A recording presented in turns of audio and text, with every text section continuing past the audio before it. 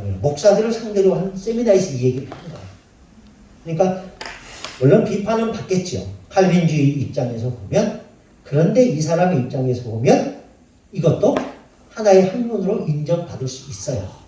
그러니까 틀리다고 말하지 말고 다르다고 인정하시면 다름의 각도에서 보면 얼마든지 이해할 수 있어요. 그렇지만 그것을 우리가 믿는 건 아니에요. 무슨 말인지 아시겠죠? 그러니까 신학도 반드시 동그라미의 눈으로 성경을 보라. 이렇게 얘기하면 싸울 수밖에 없어요. 그러니까 자유주의 신학은 자유주의 나름대로의 눈으로 성경을 해석하고 보는 거고요.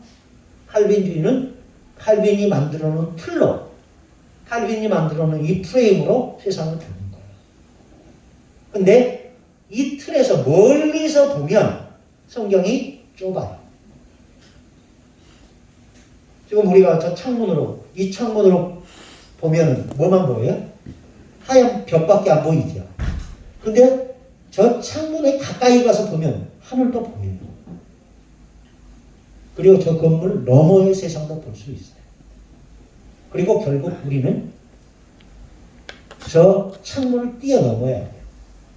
칼빈주의라는 신학을 가지고 성경을 보되 칼빈주의를 넘어서야 돼요. 우리의 목적은 거기까지 가야 돼요. 그래서 제가 아까도 칼빈주의라고 해서 반드시 절대적인 것은 아니다. 그래서 칼빈주의도 오류는 있을 수 있습니다. 그런데 500년 이상 보수주의, 정통주의 신학에서 칼빈주의가 자리 잡고 있는 것은 그만한 이유가 있지 않겠느냐라는 거예요. 무슨 말인지 아시겠죠? 예. 자, 예정론을 나가면서, 닫으면서, 이렇듯 칼빈의 예정론은 지금도 많은 오해를 받고 있는 것이 사실이다. 칼빈에 의해 예정론이 이렇게 정립된 것은 사실이지만 칼빈의 신학이 예정론만을 국한하는 것은 아니다. 칼빈의 예정론을 이해하기 위해서 먼저 칼빈이 강조한 하나님의 주권에 의한 작정과 섭리의 사상을 이해해야 한다. 칼빈의 신학 사상을 한마디로 정리하면 섭리의 사상이라 할 만하다. 칼빈은 1545년에 자유사상가들에 대한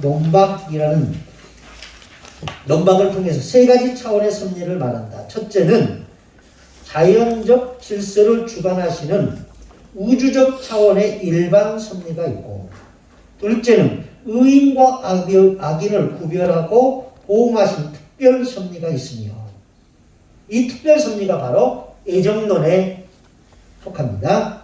셋째는 성령으로 믿는 자들을 부르시고 다스리시는 구원을 위한 독특한 섭리가 있다. 특히 칼빈은 기독교 강요 제1권 16장에서 28장에 걸쳐 섭리를 강조하고 있다. 칼빈의 예정론은 하나님의 섭리 중 매우 특별한 섭리에 속하는 하나님의 주권이라고 말하고 있다. 이 특별한 섭리는 인간을 죄인을 구원하시려는 하나님의 특별한 은총의 결과이기도 하다는 것을 강조하면서 이렇게 말한다. 우리의 머리카락도 세신 바 되었다는 그리스도의 가르침을 받는 사람들은 그 목적을 향해 보다 멀리 볼 수 있으며, 그들이 어떠한 인간이든지 간에 모든 일은 하나님의 은밀한 계획 속에 다스려지는 것을 스스로 확신하게 될 것이다. 예정론을 이해하려 할 때 다음 두 가지 이론과 주장에 대해 명확한 차이를 발견할 수 있어야 한다. 하나는 운명론이다. 지금 정경진 목사가 끊임없이 얘기한 것이 운명론에 관한 얘기입니다. 결정론. 예. 운명론은 우연성의 산물이다. 이런 사상은 인격적으로 계획을 하시고 섭리하시는 하나님의 역사와는 거리가 먼 비인격적 사실이다. 또 다른 하나는 결정론이다. 이는 인간의 앞날을 사전에 입력된 컴퓨터 프로그램에 따라 결정되어 움직인다는 것을 이해하는 사상이다. 그래서 예정론을 이해하기 위해서는 이 운명론과 결정론을 뛰어넘어야 한다라는 얘기입니다. 예정론을 운명론이나 결정론 혹은 기계론으로 오해하는 사람들은 계속해서 이렇게 말한다. 내가 눈을 깜빡이고 손가락을 움직이고 발걸음을 하는 모든 것이 다 하나님이 예정하셨다는 말인가? 라고. 그러나 이런 오해들은 하나님의 주권에 대한 명확한 이해와 사전 지식의 결여로 나타난 무지의 결과일 뿐이다. 칼빈주의가 내세우는 외정론은 그런 차원의 것이 아니다. 하나님은 인간을 높이시고 인간의 존엄성을 인정하시고 인간의 자유의지를 보장하신다. 내가 움직이는 것은 나의 자유로움이다. 나는 나에게 주어진 자유를 자연스럽게 사용할 권리가 있다. 어떤 선택을 하든 나의 재량에 속한다. 하나님은 나의 자연스러운 행동이나 자유로움을 억압하거나 제약하지 않으신다. 내가 몇 시에 일어나고 무엇을 먹고 어떤 옷을 입을지 내가 결정하고 판단하도록 허용하신다. 다만 그 결과에 대해 나에게 책임을 요구하실 뿐이다. 하나님의 뜻대로 하나님의 영광과 기쁨이 되는 선한 선택에는 보상을 하시고 악한 선택에는 징계와 진노와 심판을 가능하신다. 이것이 하나님의 신비에 속한 일이기도 하다. 여기까지가 예정론이었습니다. 혹시 이 예정론을 하면서 궁금하신 거 있으면 질문하십시오.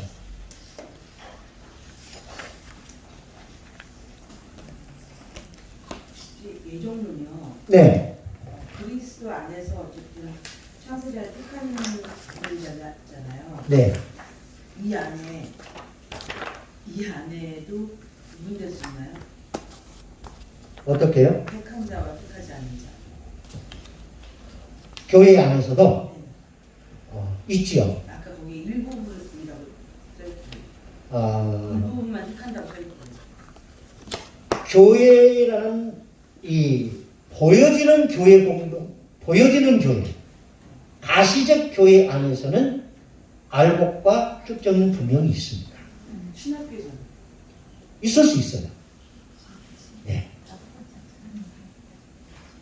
그러면 보이지 않는 교회에서는 교회는 가시적 교회와 비가시적 교회 이렇게 두 가지로 나눕니다. 그 가시적 교회는 지역 교회라고 말하고요. 비가시적 교회는 우주적 교회라고 표현을 합니다. 이 가시적 교회 안에는 신자인 것처럼 하나 신자가 아닌 사람 분명히 있습니다. 종교인이 있습니다. 그렇지만 비가시적 교회, 우주적 교회는 그런 사람이 절대로 없습니다.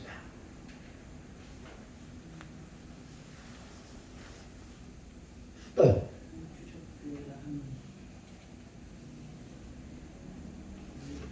우주적 교회라는 것은 예수 그리스도를 머리로 해서 모든 교회가 하나다라는 거예요.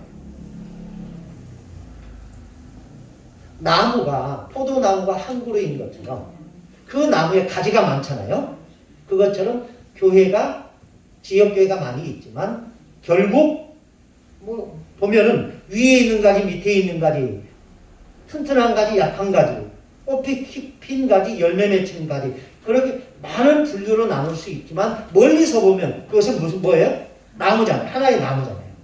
그것처럼 모든 교회는 지역교회는 모양과 형태가 다르지만 하나님의 시선에서 볼 때 그건 하나의 교회다. 그리고 그 하나된 교회 안에는 거짓된 자는 없다. 네.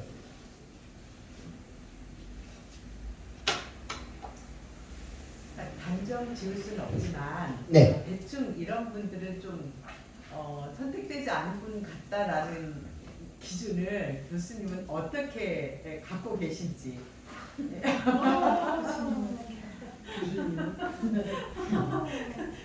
저는 칼빈이 아니고요. 저는 하나님도 아니에요. 아니 그러니까 단정 지을 수는 없지만 대충 되게 어렵고요. 위험한 아니 저도 그러지는 않아요. 근데 이제 왜냐면 그들로부터 이렇게 굉장한 이렇게 폭발과 시험에서 어떻게 이겨내느냐라는 차원에서 말씀드리는 거지 누구를 평가해서 그 사람을 예예 무슨 말인지는 알아요. 라고 판단하기 위해서 그런 것은 아니에요. 예예 알아요. 제가 이런 경험이 있습니다.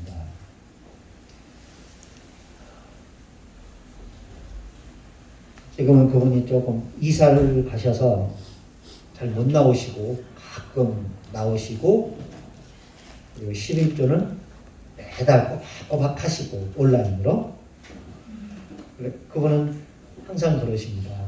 몸은 떨어져 있지만 저는 영원한 아침빛 교회명입니다. 대단히 고맙게 생각합니다. 근데 한때는 그분이 굉장히 삐딱하셨어요. 그래서 예배 드리면은 심판자처럼 앉아서 설교를 던지시는 건지 평가하는 건지 판단하는 건지를 모르겠고 눈을 이렇게 시간고 보면 참 고상한데 앞에서 보면 참 부담스러운 그런 아주 어려웠는데 그래서 그분에 대해서 제가 굉장히 마음이 불편하고 그리고 부담스럽고 그랬는데 어느 날 그분을 위해서 기도했어요. 그분이 하나님이 제게 이런 마음을 주시는 거예요. 야, 너는 왜 그렇게 눈으로 보이는 것만 가지고 그걸 판단하냐. 저도 나는 그를 위하여 죽었다. 내가 그를 위하여 죽었는데 내가 말이 없는데 왜 너는 그렇게 말이 많으냐라고 하시는 것 같아요. 그 기도를 끝나고 그 다음 주에 그분을 뵀더니 천사 같아요. 진짜. 그러니까 결국은 문제는 그 사람의 문제가 아니라 내 문제였다. 아멘. 내가 바뀌니까 그가 천사가 되고요. 내가 바뀌면 그가 마귀가 되는 거예요. 그러니까 우리가 예수님의 심정으로 보면 세상에 버릴 사람이 어디 있겠어요.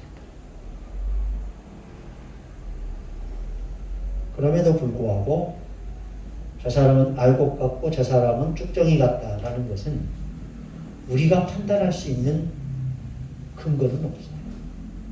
정말 조심해야 할 부분이 그 부분이에요. 하나님께 맡겨야 돼요.